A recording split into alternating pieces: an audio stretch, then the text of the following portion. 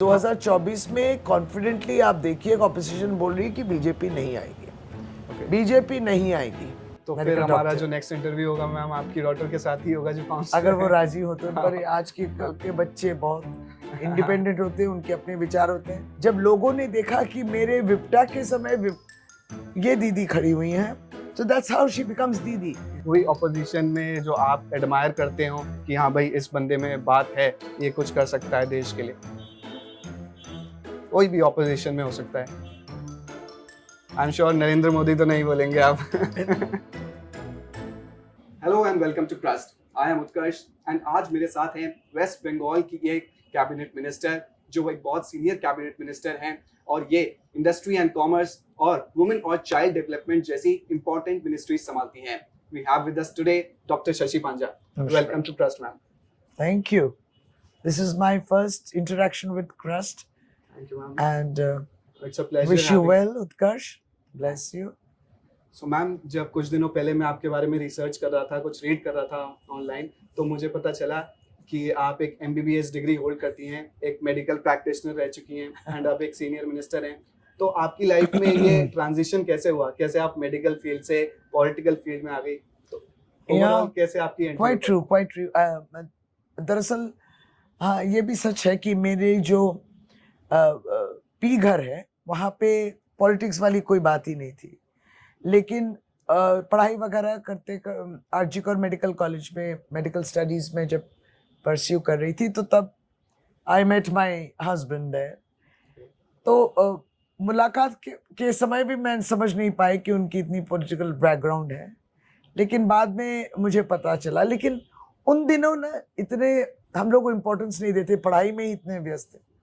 तो खैर जब शादी हुई तब मुझे सचमुच में एहसास हुआ कि अजीत पांजा साहब एक बड़े पॉलिटिशियन हैं, बैरिस्टर तो हैं, और वो इस राज्य में मंत्री रह चुके हैं कांग्रेस के समय वगैरह वगैरह। और तब तो शादी होने के बाद मैंने भी देखा कि केंद्र के भी मंत्री हुए, ये सब कुछ हुआ।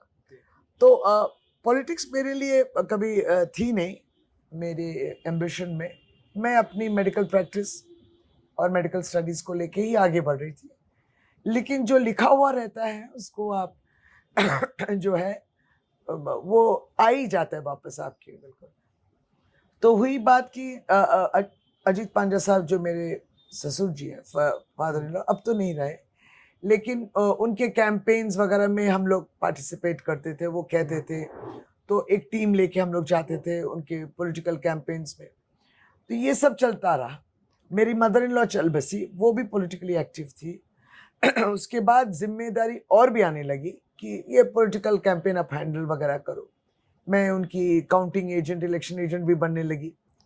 फिर उसके बाद ये सब तो होता रहा है, लोकसभा निर्वाचन वो लड़ते थे। लेकिन 2008 में वो गुजर गए। अब जब वो गुजर गए तो मैं सोची ठीक है, अब सब वो ख़त्म हो गया, समाप्त हो गया। अब जैसे पुरानी ज़िंदगी जो थी, मेडिकल प्रैक्टिस, मेडिकल स्टडीज़, जिसको मैंने एक दिन भी नहीं छोड़ा, तो उसको लेके आगे बढ़ना है। लेकिन 2010 में दीदी ममता दीदी, तब हम लोग पश्चिम बंगाल में पावर में नहीं आए। तो 2010 में था कलकत्ता नगर निगम के चुनाव। तो उस चुनाव में दीदी बोली तुमको कैंडिडेट खड़ा होना है। तो जहाँ हम लोग बैठे हैं, ये हमारा ये जो घर है, ये वही वार्ड है जहाँ से मैं फर्स्ट टाइम आप ये शुरुआत हुई मेरी पॉलिटिकल। मैंने एक बार जिसको कहते, उसके पहले संगठनिक तौर पे या ऑर्गेनाइजेशनल पॉलिटिक्स में थे, लेकिन इलेक्टोरल पॉलिटिक्स में वो थी पहली चांस। तो काफी लॉन्ग आपका मैम हिस्ट्री रहा है मतलब पॉलिटिकल। तो करंटली भी आप मतलब आप डॉक्टर हैं तो आप करंटली भी प्रैक्टिस करते एक्चुअली हैं? हम जो प्रैक्टिस करते थे वो थी एक टीम वर्क थी, इनफर्टिलिटी प्रैक्टिस। ओके। जिनके बच्चे नहीं होते या बच्चे लूज कर जाते हैं, अबॉर्शंस वगैरह होते हैं, तो ये सब के जो इलाज है, इनफर्टिलिटी क्लिनिक, उसके संग मैं पहले से ही थी।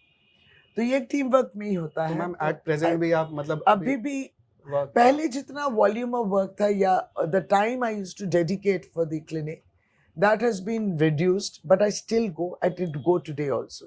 So I do a portion of it, and which is called ultrasound. Okay. So I do the pelvic ultrasound. वो मैं करती हूँ on my patients. वो निर्दिष्ट एक समय में करती हूँ उसके बाद मुझे और सब काम देखना पड़ता है। मैम तो आपकी दैट इज बातों से यही लग रहा है कि मतलब आपका जो पैशन है वो मेडिकल फील्ड में ज्यादा है, तो मतलब मैं ये मानूं कि आपकी फेवरेट जॉब है वो आज भी है तो वो डॉक्टर की ही होगी। देखिए जिम्मेदारी है ना, आपने मेडिकल सीट उसको आप लिए, आप पढ़ाई किए, फिर इसको छोड़ देने से मुझे कहीं ना कहीं लगता है तो फिर मैंने मेडिकल सीट किसी और को डिप्राइव किया, ये भी तो सही नहीं है। तो और दूसरी तो बात है कि ये तो मेरा प्रोफेशन है और इससे इज्जत मिलती है, और मुझे तो अपने प्रोफेशन से तो लगाव है, मुझे इंटरेस्ट है, ये सब तो है ही। तो इसको छोड़ तकलीफ होती है क्योंकि दिन तो 24 घंटे के ही होते हैं, मेरे से ज़्यादा भी बहुत सारे लोग हैं जो व्यस्त हैं, लेकिन मैं कोशिश करती हूँ इस व्यस्तता में भी try to accommodate and do my that medical work. So ये संपर्क जो है वो टूटा नहीं है, बिल्कुल मैम, अटूट दोनों है। तरफ ही पब्लिक सर्विस है, चाहे डॉक्टर हाँ, के वो प्रोफेशन बिल्कुल। में लें या पॉलिटिशियन। जी। तो मैम आप बिजीनेस की बात कर रहे हैं तो मतलब ज्यादातर जो पब्लिक है उसमें यही परसेप्शन है कि जो पॉलिटिशियन होते हैं, मिनिस्टर्स होते हैं, वो अपनी फैमिली को टाइम नहीं दे पाते, वो ज्यादातर इवेंट्स, रैलीज और प्रमोशन अपनी पार्टीज में लगे रहते हैं। तो सच सच बताइए, आप अपनी फैमिली को टाइम दे पाते हैं? नहीं, ये सच बात है कि ये परसेप्शन नहीं, ये सही परसेप्शन है कि हमारे देश में ऐसा सिस्टम हो गया ना कि सब कुछ एक 24 आवर्स है। अब देखिए मेडिकल जॉब भी वैसी ही थी, 24 घंटे वाली बात थी, तैनात रहना, बी अलर्ट। बट पॉलिटिक्स में इसका जो एक्सपेक्टेशन और हाई है, सो दे विल एक्सपेक्ट कि आप निर्वाचित हुए हैं तो मैंने भगवान के बाद आप ही है, मैंने सब कुछ कर सकते हैं आप, संभव असंभव सब कुछ। तो सब हमेशा तो संभव नहीं होता है, लेकिन ये एक्सपेक्टेशन रहती है। तो मुझे लगता है कि उसमें से जो है ये बड़ा फैमिली जो तैयार हुआ, उस फैमिली को ज़्यादा टाइम मिल जाता है, अपने जनता की फैमिली सेवा। को अपने फैमिली को कम ही मिलता है इसमें। तो मैम फैमिली में वैसे है कौन कौन आपके? मेरे हस्बैंड है जो डर्मेटोलॉजिस्ट हैं, Okay. 2 बेटियां हैं, बड़ी वाली लॉयर है, लेकिन अब हाल ही में पिछले साल वो भी निर्वाचित हुई है कैलकाटा म्युनिसिपल कॉर्पोरेशन में in one of my wards. वो भी आपसे इंस्पायर्ड हो गई हैं मैम? खैर अब क्या, बेहद से तो कम हो गए, उसके दादाजी थे इतने विख्यात पॉलिटिशियन, तो वो भी काउंसलर है अभी निर्वाचित, तृणमूल कांग्रेस की काउंसलर। मेरी छोटी बेटी अभी मेडिकल कॉलेज में, वो she has passed out, she is an intern, so she is interning, doing a internship. इसके बाद वो पोस्ट ग्रेजुएशन करेगी। So one is a lawyer and counsellor and the other one is a doctor. तो फिर हमारा जो next interview होगा ma'am आपकी डॉटर के साथ ही होगा जो काउंसलर अगर वो राजी हो तो। पर आज के बच्चे बहुत इंडिपेंडेंट होते हैं, उनके अपने विचार होते हैं। You are also like my so son. Ma'am, तो लास्ट आपने मतलब ट्रैवल करने को आपको अकेले तो बहुत मिलता होगा, आई एम श्योर आप फैमिली को मिस भी करते होंगे जब ट्रैवल करते होंगे। नहीं, ट्रैवल फॉर वर्क ओनली, ये सही बात है। पर फैमिली के साथ कभी ऐसा टाइम मिला है आफ्टर बीइंग पॉलिटिशियन कि आप सब साथ में गए हो कहीं और क्वालिटी टाइम स्पेंड किया हो? नहीं, गए तो थे, सही बात है, लेकिन वो बिजनेस एंड प्लेजर, मैंने अपने ऑफिशियल काम से भी निकल गए और उनको भी ले गए। लेकिन आजकल तो वो मौका भी नहीं मिलता, मैं तो कहीं जा ही नहीं पाती हूँ, बियॉन्ड द स्टेट तो होता ही नहीं है। कभी मंदिर वंदिर सोचती हूँ जाएंगे, पूरी वगैरह जाएंगे, वो मेरा प्लान बन ही रहा है। मैं सोची कि 2021 में जीती थी, उसके बाद जगन्नाथ के भक्त हो तो वहाँ जाके मंदिर में मेरे होके वाया मीडिया हो रहा है पूजा, फिर उसके बाद मंत्री वगैरह सभी है, तो भगवान को तो भगवान की आशीर्वाद है, आशीष है, लेकिन जाना नहीं, बहुत रिलीजियस हूँ, लेकिन रिलीजियस हैं, सब रिलीजन्स को भी रिस्पेक्ट करते हैं। श्योर मैम, वो तो कोलकाता का जो पूरा एसेंस है, जितना टाइम मैं यहाँ रहा हूँ वो मैंने देखा है कि यहाँ की हवा में ही कुछ ऐसा है कि सब लोग हर रिलीजन की रिस्पेक्ट करते हैं। बिल्कुल, यहाँ बहुत इसको कोई फेनेटिसिज्म नहीं, यहाँ सबको लेके चलने वाली बात है। तो मैम थोड़ा सा पॉलिटिक्स में आते हैं। तो वैसे मैं देहरादून से हूँ, उत्तराखंड से, तो मुझे थोड़ा नॉर्थ साइड का ही पता है, तो यहाँ का कम है, पर मैं यहाँ 4 to 5 मंथ्स पिछले रह रहा हूँ। तो मैंने ये देखा है कि यहाँ पर जो लोग हैं, पब्लिक है मास, वो ममता दीदी से बहुत ऑब्सेस्ड हैं, खासकर रूरल जो एरियाज हैं वहाँ पर बहुत अट्रैक्शन है ममता दीदी को लेकर। तो ऐसा क्या है ममता दीदी में जो लोग उन्हें इतना ऑब्सेस्ड हैं उनसे? दरअसल दीदी, इसलिए वो दीदी भी कहलाती है ना, दीदी के नाम से जो दीदी को पुकारे, आप कम सुनेंगे दीदी। और सारे भारतवर्ष में अब जब दीदी बोलते हो तो समझ जाते हैं आप ममता बनर्जी के बारे में बोल। ये जो बात है दीदी में, ये ऐसा है कि दीदी तो अचानक दीदी नहीं बनी। इतने सालों की संघर्ष, एक लड़ाई लोगों के लिए अपने युवा उम्र से शुरू करके वो लड़ी है। सो शी हैज ऑल इतनी अभी जो इतनी प्रेजेंट सिचुएशन ऐसा नहीं था जिस लेवल में यहाँ लेफ्ट रेजिम में जो संतरास थी और जो एक गणतंत्र की माने कोई उसकी परछाई भी नहीं थी, तो उस जगह से लड़ते हुए कितने आंदोलन करके दीदी इतनी जगह में समर्थन मिल के आना, ये एक बहुत बड़ी बात है। देखिए, पहले हम लोग भी कांग्रेस के परिवार से ही थे। अजीत पांजा साहब भी थे, ममता दीदी भी कांग्रेस में थी। ममता दीदी कांग्रेस की सरकार में केंद्र की sports minister, women development minister, ये सब बन चुकी। अजीत पांजा साहब information broadcasting minister for coal, minister for revenue, minister for planning, ये सब बन चुके। सब कांग्रेस के समय था।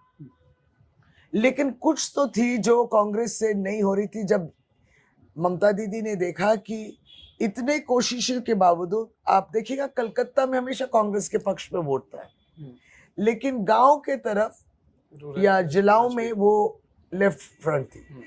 दो बातें थी, एक तो था कि वोट देने वाली बात ही नहीं थी, वहां वोट लूट करना या जबरन जो है डर दिखाना, डराना, धमकाना और वोट चोरी होती थी। तो दीदी समझती थी कि ये हमको ग्रामीण क्षेत्र में एंड ब्लॉक्स में, डिस्ट्रिक्ट्स में I have to build up. तो अंत में देखिए ये लड़ाई लड़ते उनके ऊपर तो हमला, प्रहार, हाथ पैर तोड़ना, बहुत कुछ हुआ, बहुत कुछ उन पे हुआ, जानलेवा हमला, सब कुछ हुआ है। सब जानते ही इससे उभर के दीदी आई हैं। So it's been a tough fight for her. और ईच लेवल में जब लोगों ने देखा कि मेरे विपटा के समय ये दीदी खड़ी हुई हैं, so that's how she becomes दीदी। then that's how she became a very close to them। Ma'am, आप एक एमएलए हैं, नेशनल स्पोक्सपर्सन हैं तृणमूल कांग्रेस की, एंड अब एक सीनियर मिनिस्टर भी हैं। तो आप अपना नेक्स्ट गोल क्या देखती हैं, अपना फ्यूचर पॉलिटिक्स में? नहीं मैं उतनी एम्बिशियस नहीं हूँ। दीदी मुझे जो काम देगी वही हमने करना है। मतलब लोकसभा, राज्यसभा की सीट आपको नहीं चाहिए? नहीं, ऐसा हम कुछ नहीं सोचते। बिलीव मी, हमने पहले कभी भी ऐसा कुछ नहीं सोचा।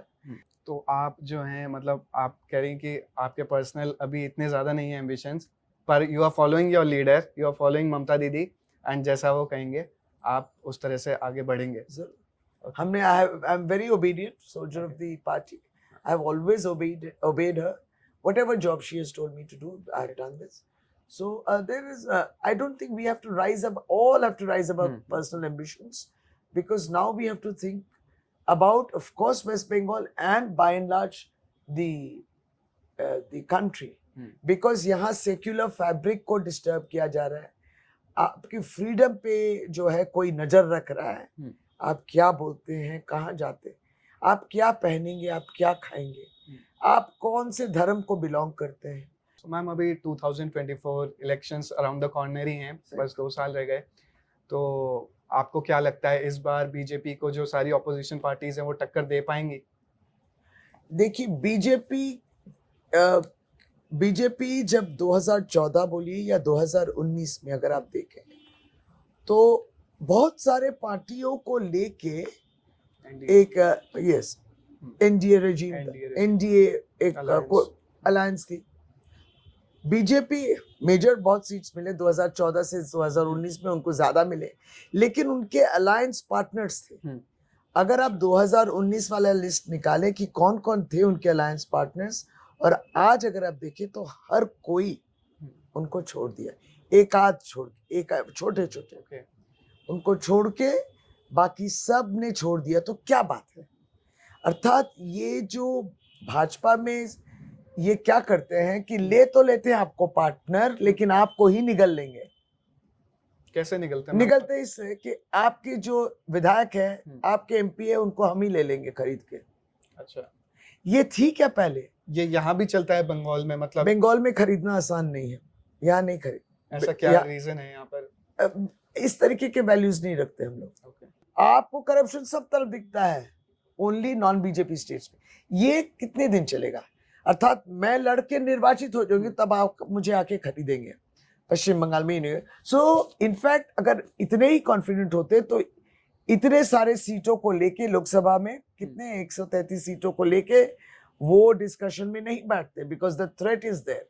मैम आप मतलब अभी जो इलेक्शंस हैं उसमें ममता दीदी का क्या रोल देखती हैं? क्योंकि कई मीडिया हाउसेस में और कई जगह ये जो है एक र्यूमर बोले या स्टेटमेंट बोले चल रहा है कि ऑपोजिशन का चेहरा जो रहेगा ओवरऑल ममता दीदी पे भी उस पे बातें चल रही हैं। आप अभी से देख रहे हैं कि एक नैरेटिव, एक तरह का स्क्रिप्ट तैयार किया जा रहा है भारत बीजेपी के पक्ष में और ऑपोजिशन के विरुद्ध में।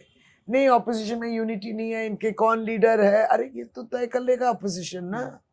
ऑपोजिशन एक संग नहीं है, प्रेसिडेंट के निर्वाचन में नहीं था, वाइस प्रेसिडेंट के निर्वाचन में। ये हमेशा ऐसे कर करके जो है ना, गोएबल्स वाली तो थ्योरी है। तो you are trying to do that. आप ये कह रहे हैं कि मतलब ये जो नैरेटिव है कि ममता दीदी ऑपोजिशन का फेस होगा, तो ये मतलब बीजेपी और बीजेपी लेड जो पार्टीज हैं वो करवा रहे हैं। ऐसे करेंगे वो, क्या करेंगे कि बोलेंगे अरे केसीआर बनना चाहते हैं, तो उससे तो उन्हें क्या फायदा है? नहीं, वो सोचे इस तरीके से, किसी आपको उठाएंगे इसको नीचे करेंगे, अगली बार आपको उठाएंगे उसको नीचे। इससे जो है वो सोचे कि ऑपोजिशन में एक ईगो प्रेस्टीज वाला कर देंगे बात कि हाँ नीतीश कुमार भी बन सकता है, ममता दीदी भी बन सकती है। ये सबसे कुछ काम नहीं होगा। Opposition is not thinking in those lines. Opposition unity, और पार्लियामेंट में अगर आप देखें संसद जो है सब जुड़े रहते हैं। जब बीजेपी को सवाल करना है या बीजेपी जो गलत कर रही है उनको जब दिखाने वाली बात आती है, तब there is tremendous floor unity. So opposition will be together. Opposition जो है सोच रही है, या दीदी जो बोल रही है कि कौन प्राइम मिनिस्टर का, वो बाद में। अपने अपने राज्यों में अगर हम, हमारे राज्य में रीजनल पार्टी मैं स्ट्रांग हूं तो मुझे ये करने दीजिए। जिस जिस स्टेट में जो रीजनल पार्टीज है उनको वहीं से लड़ने दीजिए। बाकी 3-4 राज्य में है जहां पे आपको शायद अलायंस करना हो, तब अलायंस होगा, ऑपोजिशन अलायंस होगी। तो इस बारे में बातें चल रही है, मतलब आपके ऑपोजिशन अभी जैसे। देखिए मैं तो उस स्तर की नेत्री नहीं हूँ। मेरी नेत्री, मेरी लीडर ममता दीदी will negotiate and will speak to all. They are also getting in touch with. I am not such a high level leader, but I can just tell you the general trend कि yes, dialogue is on। और दीदी बोलती है कि मैं एक छोटी सी सैनिक की तरह सब जो है बुनने वाला जो काम है वो जरूर मैं करूंगी। मतलब it's not off the table, मतलब हम कह सकते हैं कि no, it's not off the table. और 2024 में कॉन्फिडेंटली आप देखिए ऑपोजिशन बोल रही है कि बीजेपी नहीं आएगी। बीजेपी नहीं आएगी। अगर हम लोग का ये स्ट्रेटेजी होगा तो बीजेपी नहीं आएगी, और बीजेपी को ये मालूम है, इसलिए वो अलग किस्म का जो है माहौल तैयार करना, या बिकॉज जो बात है कि आप लोगों के लिए क्या काम किए। अभी भी पेट्रोल, डीजल, गैस, इतने इश्यूज है। बेकारी जो है, एक बेरोजगारी, वो तो है ही एक इश्यू। आपने माइग्रेंट्स को नहीं देखा। आप कोविड के चलते 5 लाख के ऊपर यहाँ पे लोगों की मौत हुई। आप कोविड वैक्सीन की तैयारी क्या, आपने शटडाउन, लॉकडाउन भी जिस तरीके से किया, देरी से किया, बिना बोले किया, सब कुछ बिना बोले, इतनी कॉन्फिडेंस। डिमोनेटाइजेशन, नोटबंदी। आपने तो मीडियम स्मॉल इंडस्ट्री या मीडियम या स्मॉल जो एंटरप्राइज है, जो छोटे छोटे, उनको तो आपने नुकसान कर दिया। It took them 2.5 years to backbone सीधी करने की। जीएसटी में देखिए आपने लागू की जल्दबाजी में, एकदम मिडनाइट आवर। माने जैसे आप 1947 में आपने देखा आजादी के समय रात को फ्रीडम एट मिडनाइट वाली बात है। जीएसटी लॉन्च भी ऐसी हुई। सोचिए आप किसके संग किसकी तुलना। लेकिन जीएसटी हम लोग आपत्ति नहीं कर रहे। हम लोग ने ये कहा कि जीएसटी में और डिस्कशन हो, सुंदर तरीके से। नहीं, अभी करना है, जल्दबाजी, हम पहले हैं। ये करके आप देखिए जीएसटी लागू होने के बाद कितने अमेंडमेंट्स हुए, मॉडिफिकेशन कितने हुए। वो तभी होता है जब हम जल्दबाजी में कुछ छोड़ देते हैं। Okay. तो इससे क्या लोग खुश हैं? लोग खुश नहीं। तो उनके उन सवालों का जवाब आपको नहीं मिलता। किसान 2 साल कोविड के चलते उस कोविड में और उस बारिश में, उस धूप में, उस ठंड में बैठे रहे। कोई गया उनके पास? नहीं, उनको आना है, आए नहीं। लखीमपुर खेरी हो गई। तो मैम फार्मर्स का तो जो फार्मर्स प्रोटेस्ट का हुआ तो उसके issues बाद था प्राइम मिनिस्टर ने वो विड्रॉ कर लिए थे। लेकिन ऐसा क्यों होता है कि 1 साल जो आंदोलन नहीं समझते हैं ना, उनके लिए ये बात समझ में नहीं आई। तो आंदोलन से नहीं आए ना, आजादी के लड़ाई में भाजपा आरएसएस का कोई अवदान है, माने कंट्रीब्यूशन है ना, कभी वो आंदोलन किए हैं। तो ये तो समझते नहीं, एजिटेशन का मान किया। नहीं तो आपको जो हमें खिलाते हैं उन किसानों को आप रास्ते में बैठा दिए, 1.5 साल बैठे रहो। अंत में तो वो 4 निर्वाचन आ रहे थे, उत्तर प्रदेश और इन सब राज्यों में निर्वाचन आ रहे थे। Because of that he relented. और आप अनाउंस करते हैं, ये क्या माने, क्या हम समझ नहीं आते। ये डिक्टेटरशिप है क्या? हमारे यहाँ प्रेसिडेंट है, प्रेसिडेंट्स रूल है। आप एक भरी सभा में ऐलान कर देते हैं, हाँ मैं रोल बैक करूंगा। अरे this should be done in parliament. ये जो एटीट्यूड है कि आई एम द सुप्रीम, ये चलता नहीं है इन डेमोक्रेसी। हम जनरली ये देखते हैं चाहे फिल्मों में या वेब सीरीज जो आजकल हैं कि जो पॉलिटिशियंस का उसमें इमेज दिखाया जाता है वो जनरली ऐसा होता है कि वो बहुत कम पढ़े लिखे होते हैं, अनएजुकेटेड होते हैं।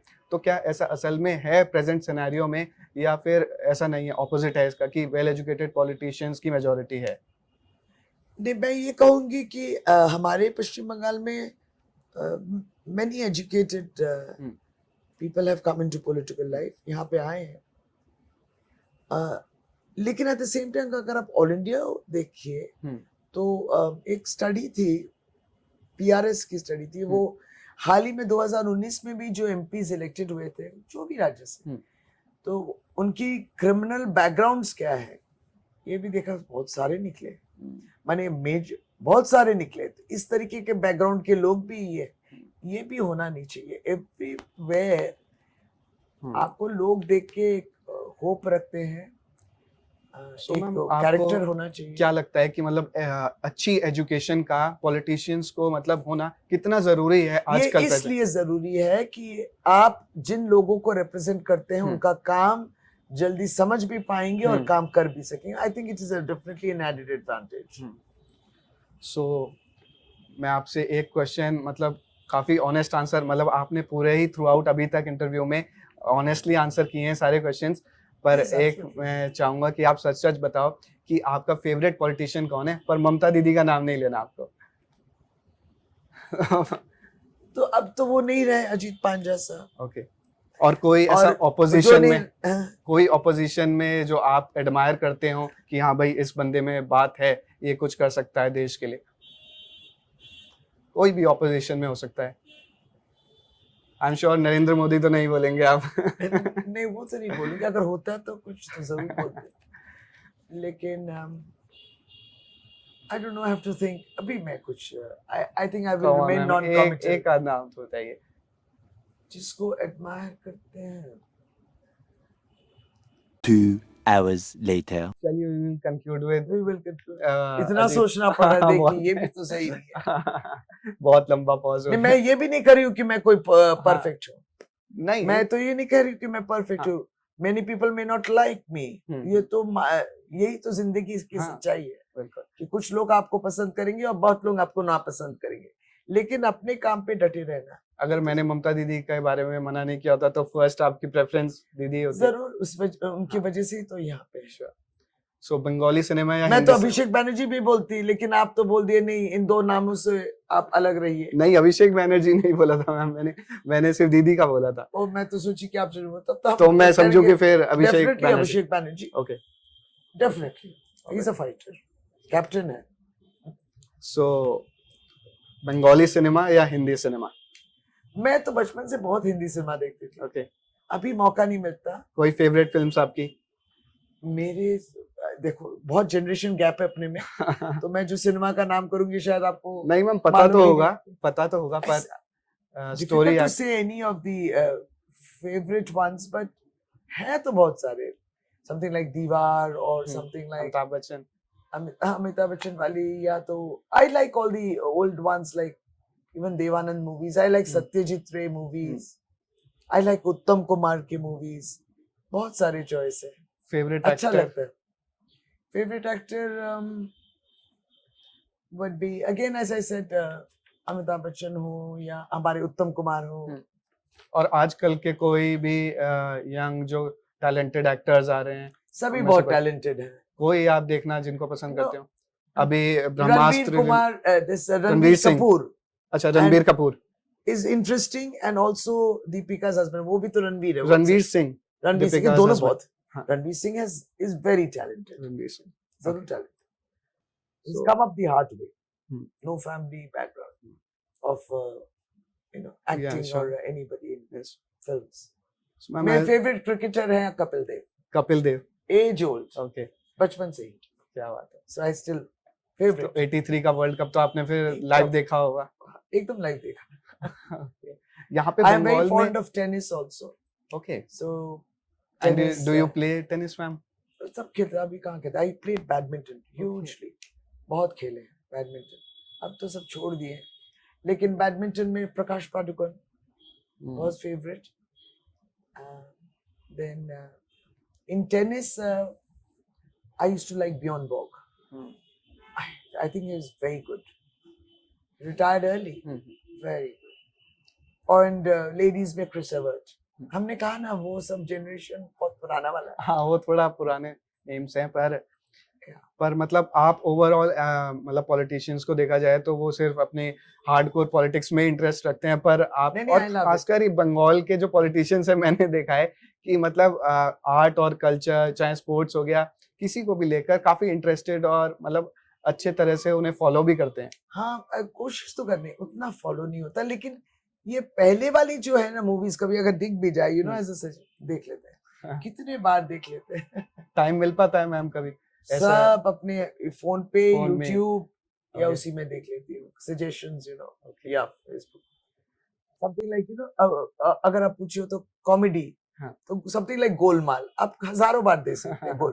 अमोल पालेकर, सच अ गुड या movie and clean. The old one. अब तो मैम नया कितने गोलमाल भी है. मैम इतने पार्ट्स बन गए 1 गोलमाल. 2 3 4 1 2 3 नहीं, अब तो 5 भी आने वाला है अरे शायद. बाप रे. मैं वो गोलमाल जिसमें उत्पल दत्त थे हाँ. और Amol Palekar, hmm. Very funny. ये सब I love to see those movies. तो मैम जो जनरली पॉलिटिशियंस होते हैं वो दिन भर तो बिजी रहते हैं, चाहे आप असेंबली में बिजी रहते हैं या फिर इवेंट्स, रैलीज, जो भी चीज़ें होती हैं पॉलिटिक्स की दुनिया में, पर जब आप लास्ट में at the end of the day घर आते हैं तो किस तरह से आप रिलैक्स करते हैं? क्या आप म्यूजिक थेरेपी लेते हैं? I love music. You love music. तो म्यूजिक ऐसा है कि नो आई डोंट टेक. देखिए, इन सब के लिए ना अलग वक्त नहीं निकालना मुश्किल है.